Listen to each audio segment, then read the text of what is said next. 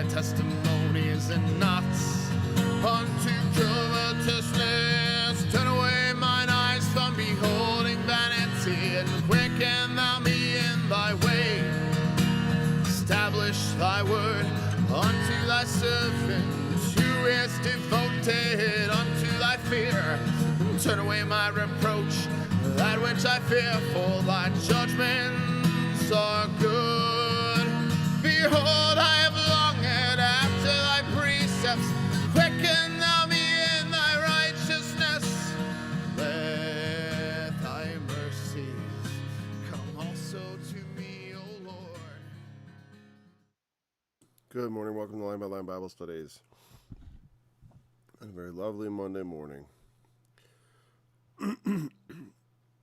We're continuing Psalm 18. Remember, we talked about really the first two verses, and that was about it. All the things that God represents in terms of safety, salvation, trustworthiness, and not all the things, but a number of things, certainly, that are used to represent, not I should say that God represents, but that represent God.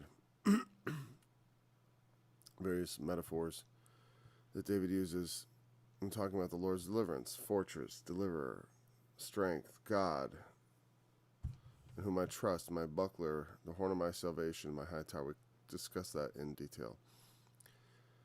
And we had read verse 3, but that's where we're going to begin. We didn't really talk about it, except for the fact that I will call upon the Lord who is worthy to be praised. I'm sorry, I'm looking at a different thing. There we go. I will call upon the Lord who is worthy to be praised, so shall I be saved from my enemies, or mine enemies. I guess that's the way they used to use the possessive. So, you know, that's a line you should be familiar with if you've ever been part of church, at least certain kinds of churches. I will call upon the Lord. Very common worship song. I will call upon the Lord is risen to be praised. It's just funny, it comes out of a 50-verse psalm, and then they got that verse. And then there's the part about the Lord liveth, and blessed be the rock of my salvation. It's in there. They kind of just pick out the good verses, and, you know, I mean, I think all the verses are good. It's difficult. It's challenging to take such a long piece of poetry and put it in, especially from another language, and put it into a song. So I understand why sometimes it's easier to just make a traditional song with just a few parts of it. Though I still prefer the more difficult path, because there's so many treasures of things said in God's Word that, you know, we miss out with the selective use of it. I mean, I appreciate the fact that you can take one verse and make it into an hour-long discussion. I remember when I first started studying the Bible, Arnold Murray would say, you know, one verse Charlies and stuff like that. He would, you know, suggest that they take one verse and preach for a whole half hour on just one verse.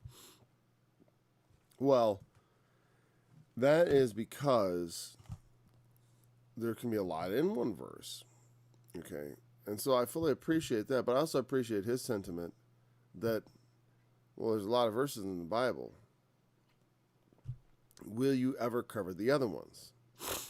And that's the thing, that even though we may cover this in quite a bit of detail, we're going to cover all of it.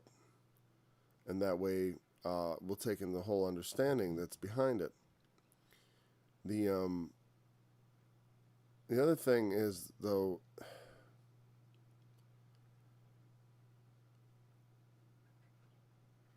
I don't know, whatever. It's all right. Side issue, really.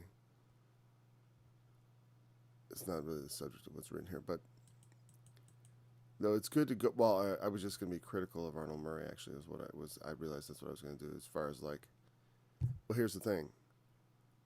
You can read over the verses and, you know, talk about doing verse by verse studies. But if you don't take the time with the verses necessary, I remember there being verses I really wanted him to comment on that he just read over without saying a word, like no explanation needed. I remember someone pointed out to me somewhere where he's like, I wrote down that you had no commentary on this verse whatsoever. And I don't know why I didn't comment on a particular verse. It might have been just an oversight. Sometimes that happens. But sometimes there are verses that, like, I remember with him, it was like, I really wanted to hear what you had to say about that, because I thought that made severe problems for what you were trying to teach. But we get no comment. That, I think, is wrong. If I come across a verse that calls into question something I teach, that's a verse I got to pay attention to, because I assume the people who study with me aren't stupid. And so when they see a verse that's like, oh, that kind of could be seen to undermine what he was saying, well, then maybe I need to address it. Maybe I need to adjust what I've been saying. Maybe I need to rethink my thinking. If I'm not willing to do that, then I'm not really, I don't know. I guess there's, I don't know. Like, are we supposed to get it all right? Like where did God say that, we had so long to figure it out, everything out, and after that, we're not allowed to change opinion at all? Was there a place where that was said? I'm not aware of anything. I mean, like, obviously, if we have the truth, we shouldn't change our opinion about the truth. But what we think is true is not necessarily the exact same thing as what is actually true. So I have to question my thoughts and my opinions, regardless of whether or not I think they're true. It's healthy. The sorrows of death compassed me, and the floods of ungodly men made me afraid. I didn't really comment on verse 3, though. But basically, God is the one who I trust. He's my fortress, my buckler, all those things. And so I will call on him, and he is worthy to be praised. And through calling on the Lord, I'll be saved from my enemies. It is written in the book of 2 Peter 1 that there are given to unto us exceeding great and precious promises, that by these, the promises, ye may be made partakers of the divine nature. God has given promises to us. That is why calling on him for salvation works. It's not just that we call on him out of the blue, but also he has said certain things. He would do certain things, that he fulfill certain things, that he would respond. And so we put our trust in him and then call on him. And so he saves us from our enemies. The sorrows of death compassed me, and the floods of ungodly men made me afraid. The sorrows of hell compassed me about. The snares of death prevented me. In my distress I called upon the Lord and cried unto my God. He heard my voice out of his temple, and my cry came before him, even into his ears. All right.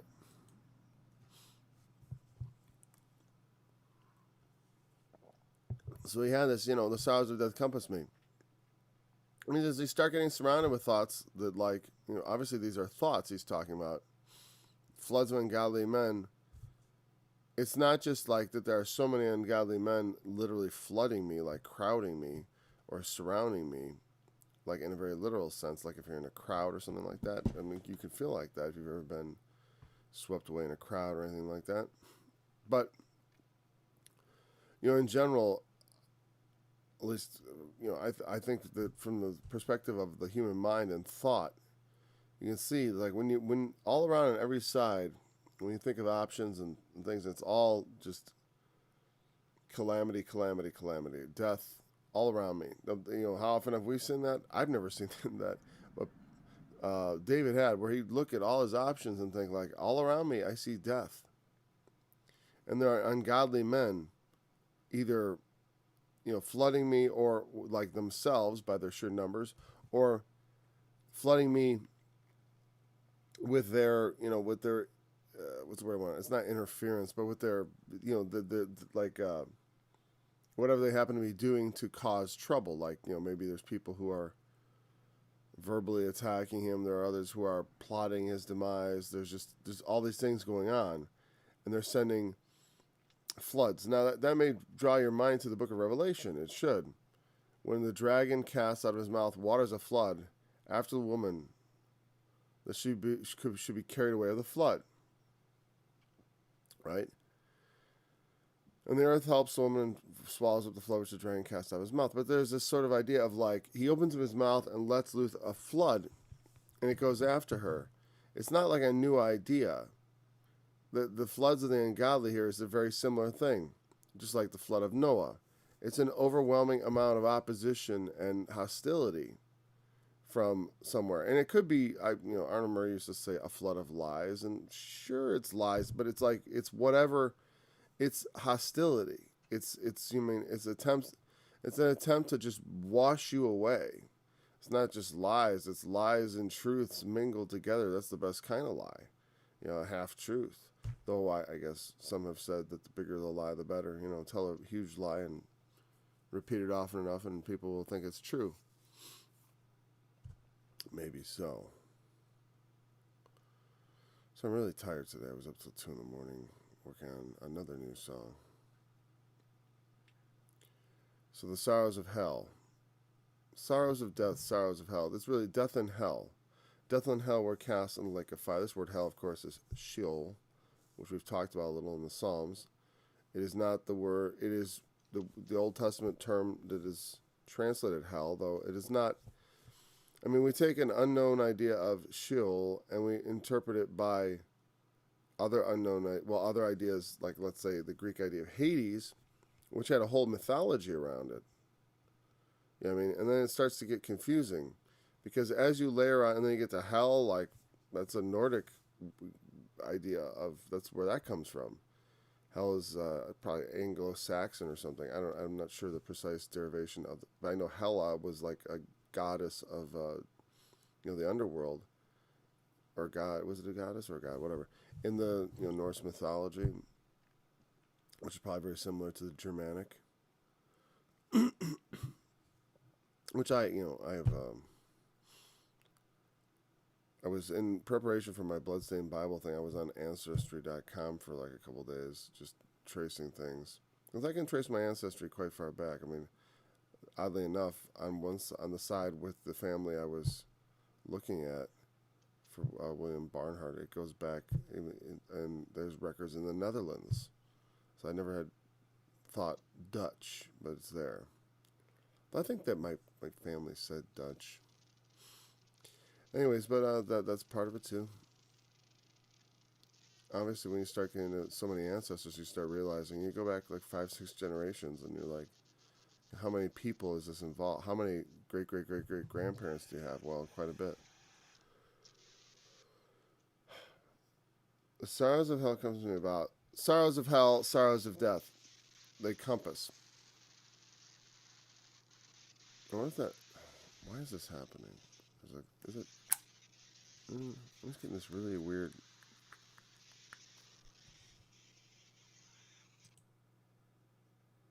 Or whatever. Or maybe that doesn't. Whatever my computer's doing, I wish it would stop. Just making all this noise. Okay, stop it. I'm just going to turn the volume down a little so it doesn't bother me as much. Because it just makes this really weird noise in the background. I don't think it actually comes out in the study. Now it stopped. Okay. It sounds kind of like a lower it sounds like nails on the chalkboard, but lower and more computerized. So that's why it distracts me a lot. Anyways, death and hell are a pair. They're tied together. We die and we go to hell. When Jesus died, he was buried, and it says, "Thou will," instead of him, Peter quoted the psalm, said, "Thou shalt not," his soul was not left in hell, neither did his flesh see corruption. The hell is the grave. And I've talked about my point of view on that at all times, but here it's not really, that's not a necessary diversion. The sorrows of hell. It's like, there is, people often try to minimize the mourning at death. And I used to be of that mindset somewhat, but I don't think I particularly was just be happy at the funeral of anybody. I don't think I've ever really been like that. I've always been very touched by it. I think because I was touched by death at a very young age. I had someone very close to me die when I was 3, and it affected me, and so I've always been kind of sensitive to that stuff, and that people should have their mourning. Because, yeah, you'll see them again, and yeah, they're in a better place, as they say. I mean, that I'm not really worried about that. As far as like, where are they? It's like they are. The next moment they experience after they die will be with the Lord, and I think that I agree with, the traditional view. Though I don't agree with the view, I agree with the thought. When you say, if I were to say like, well, after you die, what happens? Well, the next thing is you meet the Lord. At least that's your next experience. Now, how they would try to tie whatever to this world and all that, the time frames and all that is interesting to me, because it's reminiscent of an era where the understanding of what of God and stuff is based on our limited understanding of our own world. As we understand our world more, I think we ought to come into a greater understanding of God, because, as I said before, the world itself and the way it works is a unmediated testimony of God's handiwork if we just look at it on our own, whereas everything else is mediated, including the scriptures. Media, they're from the hands of, they're coming filtered through the minds of men. The sorrows of hell compass me about. There are sorrows, fears, regrets. I don't want to die. I want to be willing to lay my life down if called upon, but like I expect to die in my lifetime. But that's the point, is like I'd like to have my lifetime and then die. I don't want to die out of season. But like when the enemies compass you round about and bad things start happening and you start realizing you're standing alone, you can very much feel like, it's the end. This is the end is coming, and I guess it's all for me. I'm not going to continue past this. The snares of death are gonna prevent me. Prevent in the King James English often means, the English word means to anticipate, meaning to get ahead of me. The snares of death are anticipating my coming. I'm walking along, and the snares of death are in front of me. And let's see real quick. I think that's probably a suitable. That's the funny part, is like I'm pretty sure that's a suitable interpretation of that verse. But let's just see what the good old Bible Hub has to say about it.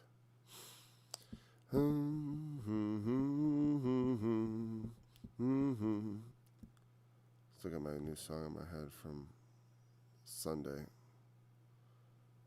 It's basically spent 14 hours obsessed with this thing. And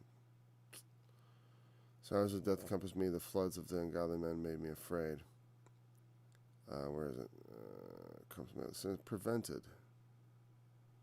Yeah, it means to come or be in front of.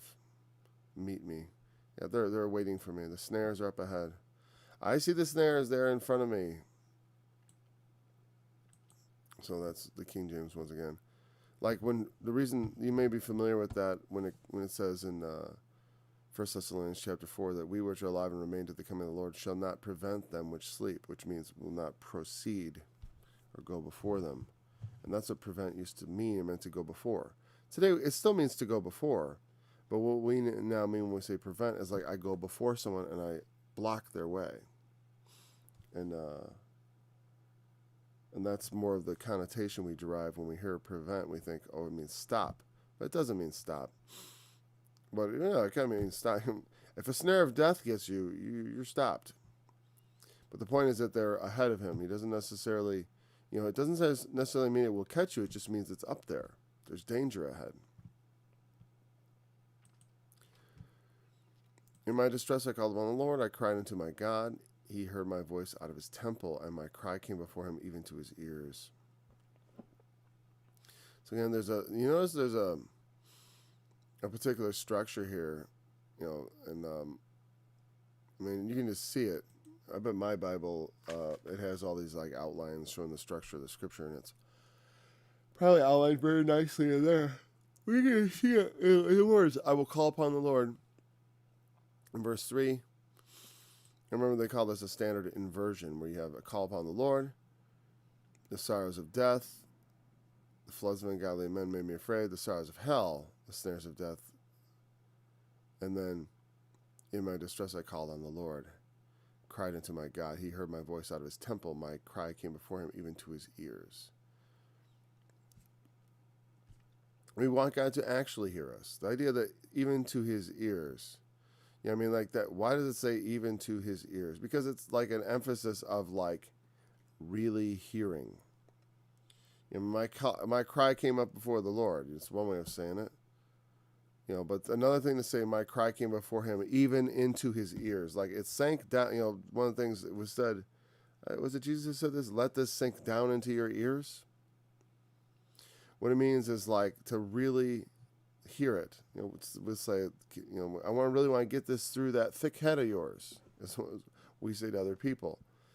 But because sometimes we feel like God isn't listening. Sometimes, you know, if you never felt like that, you may have intellectually known God is listening, but did you feel like you were being heard? You know, I don't know that I ever felt like God didn't hear me, but I know that the feeling I have about my prayers is that I say them, and I don't necessarily, I mean, I have not always necessarily felt like every, I didn't feel like, oh, yeah, I know God heard me. Like, I had this response. Like, sometimes you'll be talking to people. I know people who, you know, they're nice people and they're family members and kind and all that. But sometimes they like, you're talking to them and they're kind of tuning you out because there's so much going on and so many distractions and they can't listen. You have to really get their attention and make them tune in. And the idea is saying, like, I called upon God and he really tuned into my cry. Because people are crying out to God all the time. And it's like, and sort of, we imagine God almost like this besieged human figure with all these people calling on him all the time, right? How can he, you know, people are praying to God all the time. How can he even notice me? You know, it's funny because when I pray to God, I imagine him in this placid, silent bliss. You know, where there's no, you know, where he can just, he's just waiting for me to call on him. And in a sense, we have that sort of connection with God, like that other people's cries don't distract him from us when we call upon him. Even though we might feel in a way, like if you think about it, you're like, boy, you know, why should he listen to me? Why should he take care for my troubles? Why? Just because I cried out to him? Just because he heard my voice from his holy temple? Then the earth shook and trembled. The foundations also of the hills moved and were shaken because he was wroth. There went up a smoke out of his nostrils, and a fire out of his mouth devoured. Coals were kindled by it. He bowed the heavens also and came down, and darkness was under his feet. And he rode upon a cherub and did fly. Yea, he did fly upon the wings of the wind. He made darkness his secret place. His pavilion round about him were dark waters and thick clouds of the skies. At the brightness that was before him, his thick clouds passed, hailstones and coals of fire. The Lord also thundered in the heavens, and the highest gave his voice, hailstones and coals of fire. Yea, he sent out his arrows and scattered them. He shot out lightnings and discomfited them.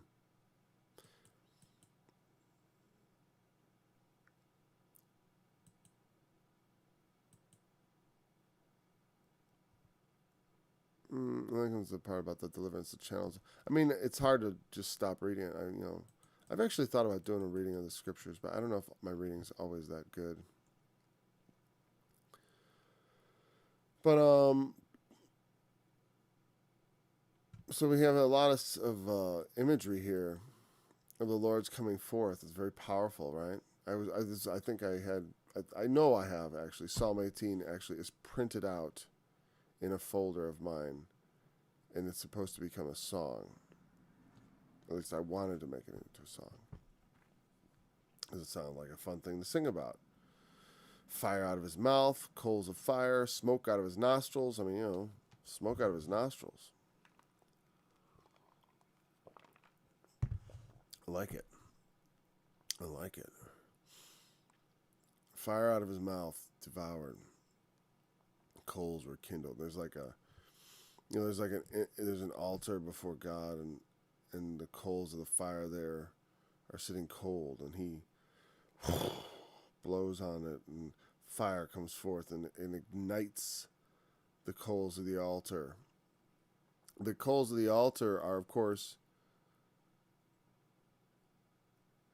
connected to the prayers of the saints. You think about in Revelation chapter 8 when they're preparing for the trumpets, right? There's this image of these, the angels are coming up with the prayers of the saints, right? And they have these censers filled with the prayers of the saints, and they offer them before God with the incense, and then they fill it with the fire from the altar. The fire from the altar mingles with the prayers of the saints, and the angel casts it to the earth. And there were voices and thunderings and lightnings and an earthquake. And then the 7 angels begin to sound. It's a very powerful image. But it's one you see here also. Notice he mentions hailstones and coals of fire. One of the first trumpet is hail and fire mingled with blood. Hail and fire. And out of his mouth goes forth fire. Out of the mouth of the 2 witnesses goes forth fire. And of course, I'm definitely fascinated with the thought that would be literally true. Because, that's pretty cool. Or maybe not, someone tries to kill them and the fire of God comes forth out of their mouth and devours their enemies. That sounds like, who needs the right to bear arms when you've got the right to speak God's word? So much more powerful, so much more deadly is the word of God than the hail of lead from a gun. And so his servants also breathe fire. And, it's a symbolic thing of it could be literally true, but it also does speak of like the fiery words, powerful words, words that devour, words that ignite, words that incite action and that cause people to stand up and take notice. Those are the kind of fire words that come out. I've got a few fire words I'm working on. I do. Let's see what we can kindle. But the earth shook and trembled. The foundation of the hills moved and were shaken because he was wroth. There's a lot of that, the earth shaking and trembling that comes when God speaks or when God acts. There's like the shaking of the earth, right? And the things that seem most stable in this world, right, quake at the presence of God, because they are not independent entirely. They do depend on God to exist. Everything does. Everything is dependent on him. And so the very things, the foundations of the earth, the things we think of as like set in stone, is immovable. But to God, they tremble before him. They shake. So he bowed the heaven. He bowed the heavens also, or made them. What's bow look like? Let's see what that is in the good old. I screwed it up again. Oh well. Trembled, foundation moved, and shaken because he was wroth. What was the word I was going to look up? Foundations moved and were shaken because he was wroth. Let me look at the paper here.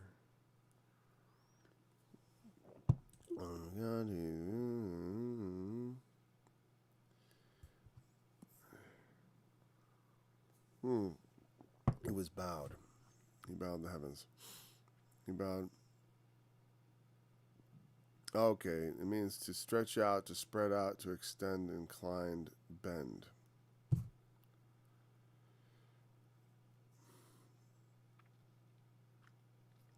I'm not sure which one they want. You know what I mean? And I'm just, I was just looking at the quick definition when I hover over this, and it just says 5186, nata, to stretch out, spread out, extend, incline, bend. I'm not going to go to the full definition because it's not important. So it's just some sense of like extension, bending, bowing is also fine. But it's not like bow like you would bow in obeisance. It's more like bow as you would cause something to bend, you know. So I don't know which one of those, but it's not a critical part for understanding. I don't know. So the heavens would be. What does it mean? He bent them so that they became closer to the earth. He stretched them forth so that they would, so that heaven and earth would come closer together. Because when God comes, the worlds of heavens and earth are intersecting. And I like what it says. He bowed the heavens also, and darkness was under his feet. There's a lot of dark imagery here. You notice that? He's got smoke coming out of his nose. There's like darkness under his feet. He made darkness his secret place. His pavilion round about him were dark waters and thick clouds of the skies.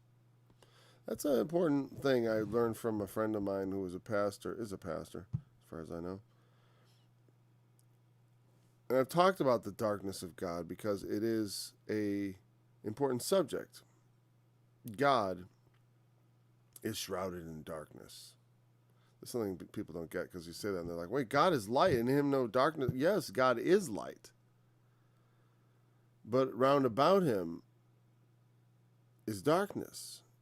And I can prove that because it's like, look around you. Where is God? Do you see him? Do you see God? Because you ought to. He's the brightest thing in all existence. You should see him everywhere. And maybe you do in a certain sense. But in another sense, you don't, do you? We don't see God. We don't see him. We see him, but we don't. You know what I mean? Like, people look at nature and they'll look at the testimony of the heavens and earth and they'll say that, as I said elsewhere, they're without excuse. They can see his eternal power and Godhead in things that are made, and that's true. But for some reason, they don't. That's because the darkness is the darkness of the human mind. As far as our minds will shut out the idea of God. It happened. Look at anytime you ever in your life have, as a Christian, and have decided to sin, on some level you were shutting out God from your mind. You didn't think like, well, what would the Lord say? I better meditate on this. God, should I do this thing? No, you don't ask God before you sin, because it would be like, don't do that. You know what he's going to say. Just like that's the problem with a lot of accountability things. Even when you have someone who holds you accountable, like let's say you have a problem with something, drugs, alcohol, whatever, or something else, and you have someone who you're supposed to talk to about your problems. It's like, once you make the decision to do the wrong thing, it's like, unless they're really watching you to see what you're doing and acting independently of your confession, it's like you quickly start lying to them, So they have to be actually involved in your life to know what's really going on. Darkness, his secret place. There's so much ignorance around God. Like, people don't know God. And you have to enter into this darkness where God is hiding, metaphorically, to understand God, to get to know God. I want to know about God. It's one of the things when I was young, I just decided that I needed to know about God. If there is a God, I sure as heck want to know about it. And if there isn't, everything else I would have pursued in life was probably going to be just, it's definitely going to be just passing thing, but it's also just, is it more or less vain than pursuing God? Like all the values that I believe I seek out, they're good on their own. For the time being and for temporary things. And, it's like I wouldn't change. I would still have a family and all those things. But I don't know if there's anything truly worthwhile outside of those personal relationships worth pursuing. Maybe it is for the sake of those relationships in the future. And maybe that's why I start feeling myself drawn into politics for the first time in 30 years almost. I mean, not the first time really. I mean, like really drawn though, like not just like as a joke or something where I was trying to, we did 2 videos, political, my brother and I, and really the first one was in the election of, I forgot when was it 2012, and it was like for Ron Paul and all that. But I mean, it was all his idea. I just helped him with the song. I helped him write the words and stuff and put it together. And the Trump thing was just, I thought I had a funny idea. It was, it's not serious, but not really serious. I didn't feel it. I felt it, but I don't know. I know it was a very strange time. It's a very dark and dangerous time. There's a lot of peril out there in the world. He made darkness his secret place, his pavilion round about him were dark waters and thick clouds of the skies. You want to get to know God, you got to go through dark waters, thick clouds. Like to get, where's God? To see through the mists and the darkness to where the being of absolute light is dwelling, hiding. He hides from us, He's hidden himself from us. It could be that we would see him constantly. We just look and be like, yeah, see that bright thing is God. He lights all our days. He's constantly here. The sun doesn't smite us, and there's no darkness by night because the Lord God gives us light. The light of God shines everywhere. I'm having trouble drawing out the analogy. Moses had to go into when God descended on the mountain of Sinai in fire and smoke, and the people were very afraid, and they didn't want God to talk to them. His voice thundered out of the clouds and the smoke, and Moses had to enter into that cloud and smoke to where God was, and that was where he received the commandments. And if I was going to take take that symbology and try to understand it in a metaphorical sense, like what does that mean, like in a practical sense? I've been saying it. But if you really want to find out about God, you have to cut through the ignorance, your own ignorance. You have to go through all this sort of, we grope blindly. Like Paul says, but we see it as through a glass darkly. There is this darkness. Even the enlightened, if you don't, here's the thing, if you don't recognize this, you're not really getting it, because it's like people sometimes get so smart and they think they know everything, and they think they know what needs to be known. But to really be able to find God, you have to acknowledge that you don't know anything, and you have to delve into a world of ignorance. It's your ignorance. It's a world where your senses become useless because you're surrounded by thick darkness. It's dark waters. Dark waters. Think about that idea. Dark waters are waters that are exceptionally deep. It's just so deep, it's just vast. That's like going down to the bottom of the sea, traveling to the depths of the truly unknown. That's what it's like to get close to God. There's just thick clouds, thick, dark waters all around him. And so, I'll put it like this: I would, by an analogy, liken it to this, that there are dark issues, also. One of the things I've often talked about is how, the scripture says, "I am the Lord; there is no other." Right? There's no savior besides me. I form the light and I create darkness. What's exactly was it? Isaiah 45 verse 7 or something like that. Let's see. I want to get the exact quote because I get bored trying to... Not bored, I am genuinely tired. My head feels heavy. heavy head. 45, verse 7. Yeah, I formed. All right, here, now I'll put it up there for you.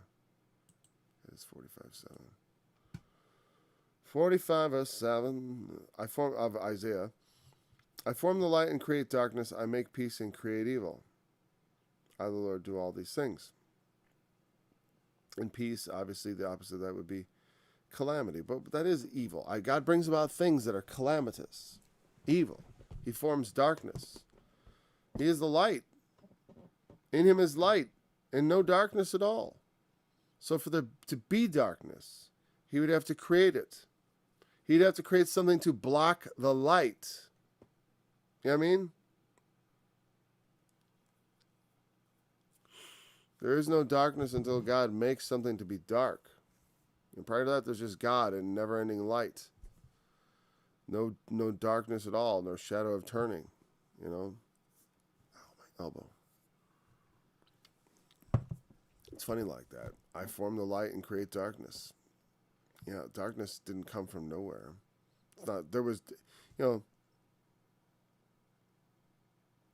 we look in Genesis and there is darkness at the beginning, but it's like that is the primordial creation. Like God, with God, is light. It's not like he's sitting in an environment and it's like, well, it sure is dark out here. Let's have a light. That's the light of the world, not the light of God. God dwells in like I said, never-ending light into which there is no darkness, no shadow of turning. There's nothing like that. It's just pure light where God is.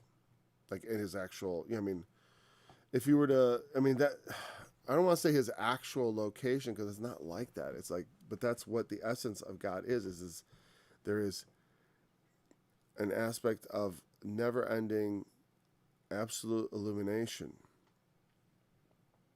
about him, and it's everywhere. And the space in which he created the world and stuff, that stuff is dark because it is not, though it is sustained by him and in him, he is not of it and he is not dwell in it. And so when God looks at the world in the darkness upon it, darkness upon the face of the deep, and says, let there be light, he's looking at our world, not at what his eternal state has been, obviously. But for the purposes of humanity, God has shrouded himself in darkness. Though he is light and that never changes, yet there is darkness round about him that makes him so we can't see him and so we can't know him. And so to know God, we have to really we need him to either reach out from the darkness to pull us in, or we need to go find him. Ask and it shall be given you, seek and you shall find. There's this aspect of seeking. There's this aspect of keeping your lights burning, of finding lights, getting lights. So that when the Son of Man comes, like we can go out to meet him. Because he comes very often, it's suggested he comes in the night when they don't expect it. They that be drunken in the night, they that be sleep in the night.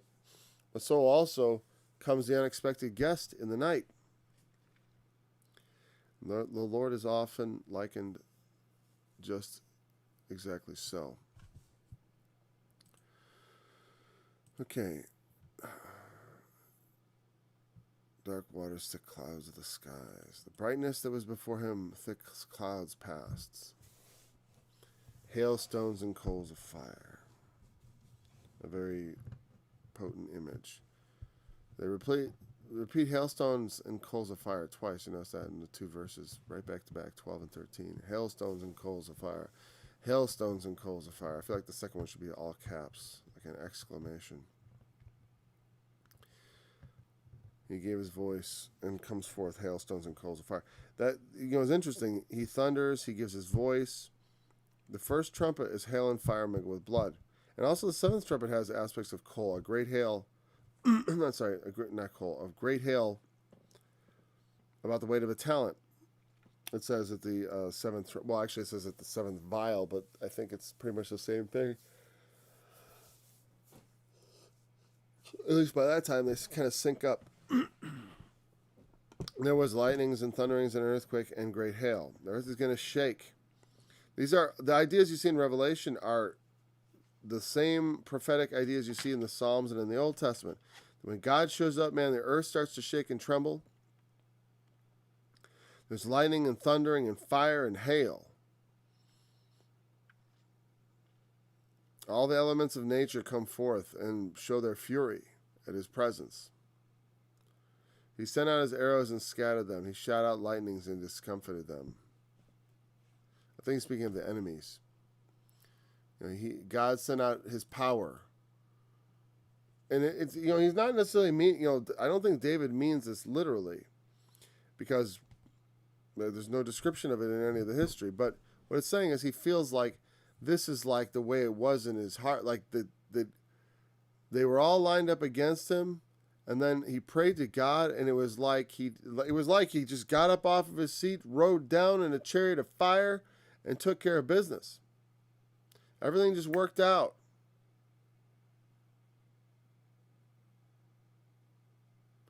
He shot out lightnings, and they were done. Bolts of lightning.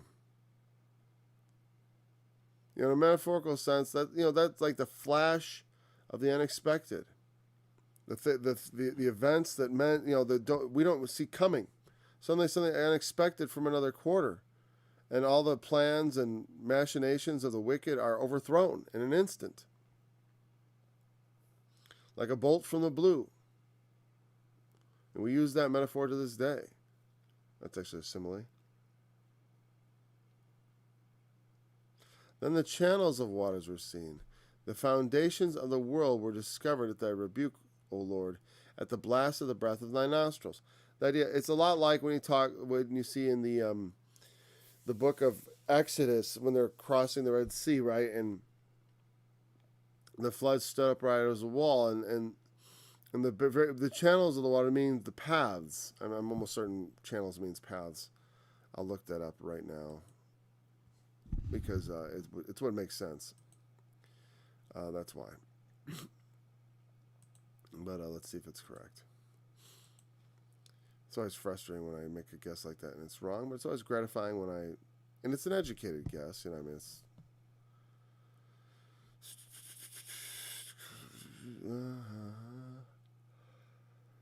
A channel. A channel. I gotta look at the definition was not helpful. I just want to look at the root meaning. Let's say a channel.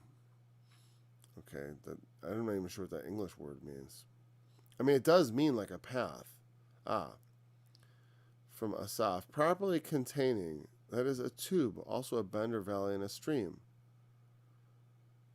Also a strong thing or hero. Okay, whatever. That's not obviously what we're talking about here. The heroes of the waters, no. Comes from the word to gather, remove. Yeah, I think when it talks about the channels in this sense, it means like the paths they carved. Meaning you could see in the ground, kind of like when you look on the floor of the ocean, and you see the wave patterns on the floor of the sea and the sand. You're seeing the channels by which the waters travel.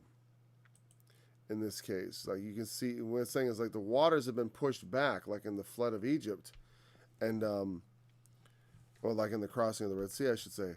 Flood of Egypt would be more the flooding of the River Nile, I guess. The floods, the waters were pushed back, and then you could see the base of the place where they were running, in the channels. The foundations of the world were discovered at thy rebuke, at the blast of the breath of thy nostrils. And this is an obvious metaphor for like God is shrouded in darkness. It sort of indicates an idea of almost like secret plans, secret. That God is working without men seeing. Men don't see God working until suddenly he does work, and all of a sudden God's mighty hand is felt in the world. And also when he comes, he reveals the works of men which were also hidden under things, under darkness, under channels of waters. There are places, hidden places of the earth. And what it's saying is like all the things that are hidden under the earth are being uncovered at the coming of the Lord, at the blast of the breath of his nostrils. When he blows, the same thing that blows the smoke or that blows the flame onto the coals of the fire of God's altar, which is mingled with the prayers of the saints to be thrown into the earth to bring about the trumpets and the final, decisive things for the entire world. That same blast of his breath also, the breath of the Lord of hosts like a stream of brimstone kindles the fires of Gehenna, and it blows away the foundations of the world, exposing the evil deeds of men, exposing their plots and plans and machinations, overthrowing all the things that order the world in the way it is ordered currently.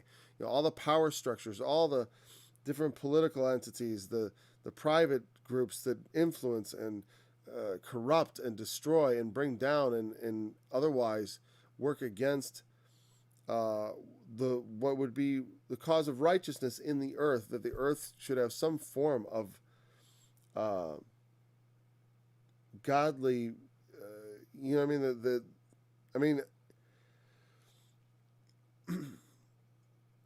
there we have, I don't even really want to get into this aspect of it because, some people aren't happy with, like the song, and like I've been a little political recently, and I don't know if they're unhappy, but they maybe think it's maybe it's certainly not what they usually expect from me, and I understand that because very often, I've always, like I said, when I was young, I took Christianity like this intellectual pursuit. It just mattered that I thought the right things, that I believed the right things, right? That if I believed the right things, then God would be pleased with me. I had the right doctrine, the right beliefs, and that's what mattered. And then later on, I started to realize that, the sins I commit and the actions I do matter, and they're important, and it's part of what it means to be human, and to what it means to be a child of God, also to wrestle with my humanity so that I could put on the divine nature and live a life more closely reflective of Christ's own existence in this world. And then, but I also see another thing is that, like, like the affairs of this world, I don't want to get caught up in the affairs of this world. There's scriptures that like talk about that. But what does that mean? What do you mean by affairs of this world? What does it mean to be caught up? To me, being caught up in the affairs of this world is like, I'm so caught up in the affairs of this world, I don't think about God. I'm so caught up in the affairs of this world that I'm not worried about doing right and wrong. I'm just worried about the affairs of this world. It could be, like the affairs of this world might be, sinful pursuits. It might be clubs and organizations. It might be my job. It might be a lot of things. And in some ways, I might be at one point ignoring the affairs of this world, but at the same time being very caught up in them, meaning I'm busily working my job, trying to survive. I'm busily doing things in the world that don't further the cause of Christ, that do not open anyone's eyes, that do not have any impact on anything, but it's just me trying to live my life. It's trying to feed my family and basically survive. And I'm caught up in the affairs of this life. And all I'm doing is honestly pursuing a living. You know what I mean? And then you start getting involved maybe with some sort of, like I did one political song, and I've got two more coming down, and they are much more, well, sometime this week there's going to be one come out that's going to be pretty smoldering, molten coal of fire that I'm going to drop. All right. And and then I've got another one that's got a lot of potential also, but there's, whatever. I'm not going to oversell it, lest you be disappointed. And then that's quite possible I could be disappointed as far as in the response, But then I realized when the Bloodstained Banner came out, I really wanted people to respond more, and people who responded quite well. But I thought I wanted to get more than that. But then on reflection, I was like, well, I guess I understand. I gotta answer it. Hello? It's a robot.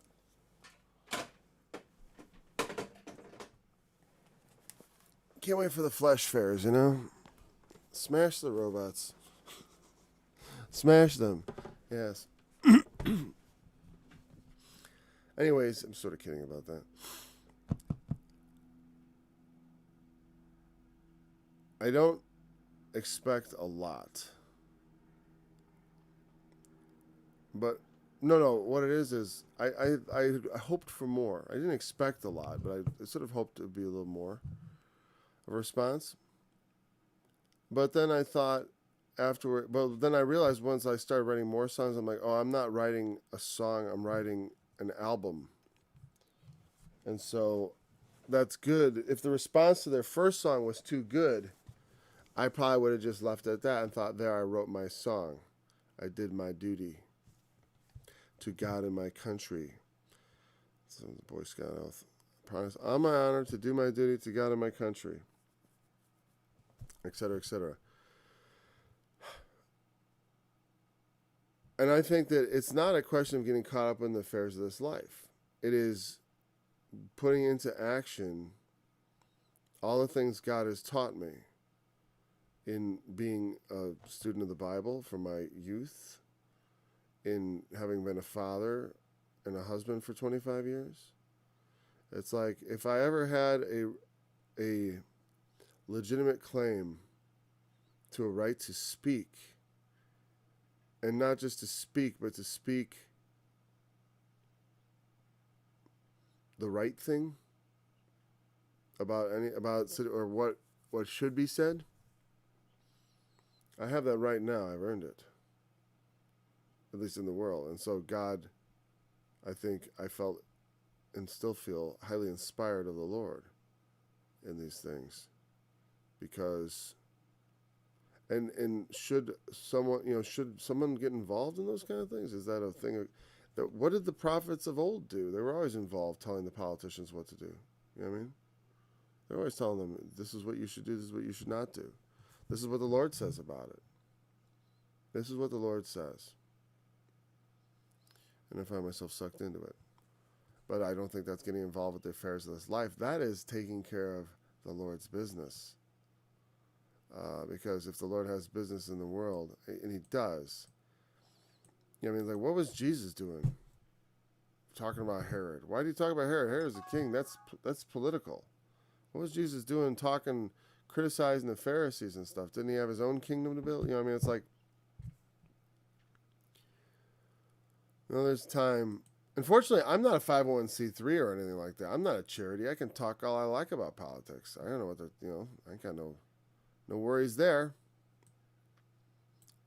I've always been a self-employed individual who pays his taxes, on the money he earns. But that doesn't mean anyone, well, fortunately I don't have to worry about this too much because there's so precious few donations, but, it means also they're not tax deductible.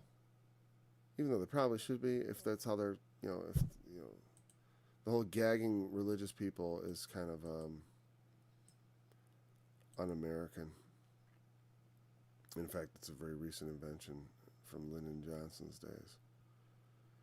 Okay, I could end it now and just go through it, but let's see. He sent from above, he took me, he drew me out of many waters, he delivered me from my strong enemy, from the...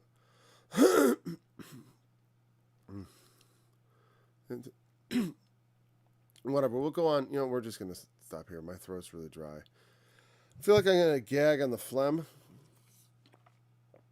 That helps. All right. Thanks for joining me in this study. I'll be back again tomorrow, hopefully after a good night's sleep, but I cannot guarantee that. There may be interruptions forthcoming in studies because of videos I'm producing based on the music I'm writing and stuff. So I will always try to put something like on the, if the study says reschedule, it usually means it's like, oh, that day was canceled. I'm sure most of you are caught on, your intelligent people. So thanks for joining me in this study. I look forward to being back again tomorrow and continuing in Psalm 18. Until then.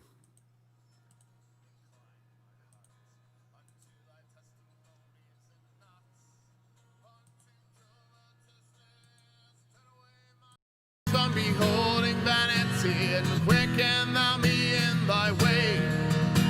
Establish thy word unto thy servant, who is devoted submitted unto thy fear. Turn away my reproach, that which I fear, for thy judgments are good.